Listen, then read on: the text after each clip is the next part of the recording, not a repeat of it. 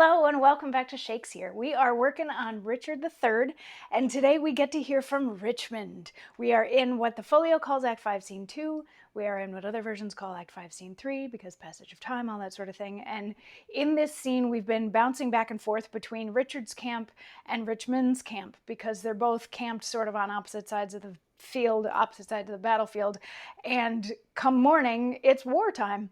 So they both asked for paper and pen as they were getting ready for bed, and then they wrote some stuff, and Richmond got to have a chat with Stanley where Stanley was like, okay, attack first thing in the morning, I'll tell him you're coming a little bit later, so hopefully you can catch him by surprise, all that sort of fun stuff. And then they both went to sleep, and all of the ghosts of the people that Richard had killed came back to visit both Richard and Richmond, and they all went to Richard and they were like, you're horrible scum and we hope you die.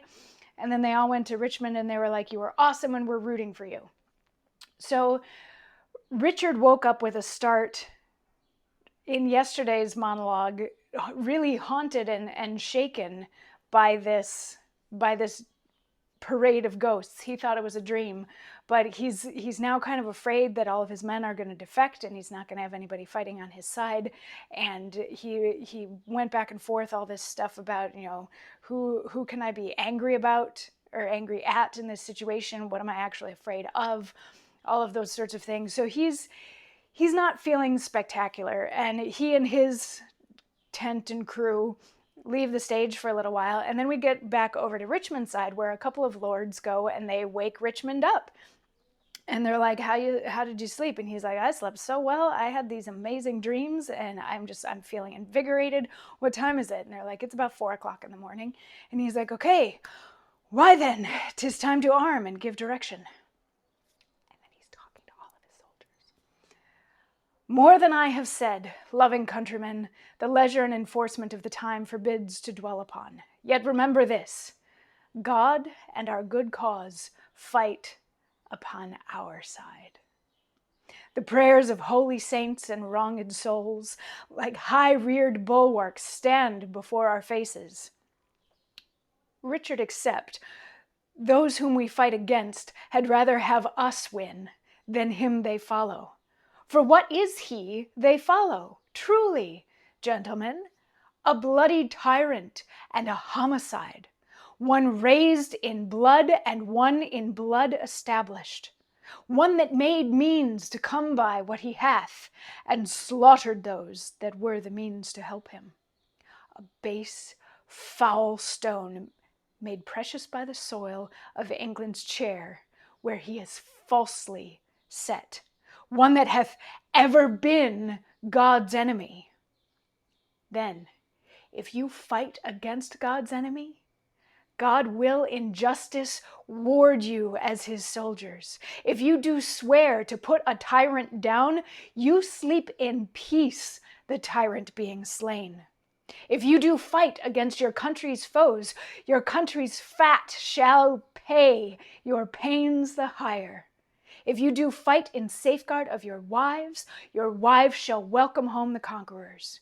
If you do free your children from the sword, your children's children quits it in your age. Then, in the name of God and all these rights, advance your standards, draw your willing swords. For me, the ransom of my bold attempt shall be this cold corpse on the earth's cold face. But if I thrive, the gain of my attempt, the least of you shall share his part thereof. Sound drums and trumpets boldly and cheerfully. God and St. George, Richmond and victory.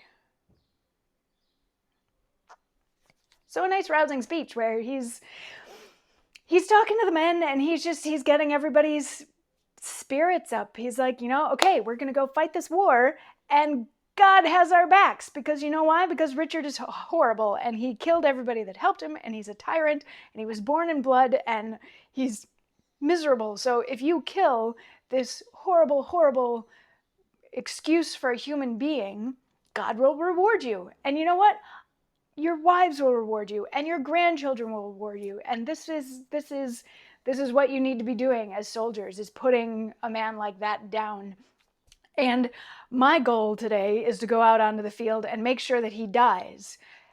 And as long as he dies, whether or not I get the glory for it, we're all going to share in the glory of it. So let's go fight, is basically what he's saying. So he's feeling very confident. He's feeling very divinely supported at this point in the play. And yeah, he's got an army fired up behind him, and they go off. But we still need to hear how Richard motivates his people, considering that he doesn't trust that they're actually going to be fighting for him. So we get to hear his rousing go get 'em speech tomorrow. That'll be fun.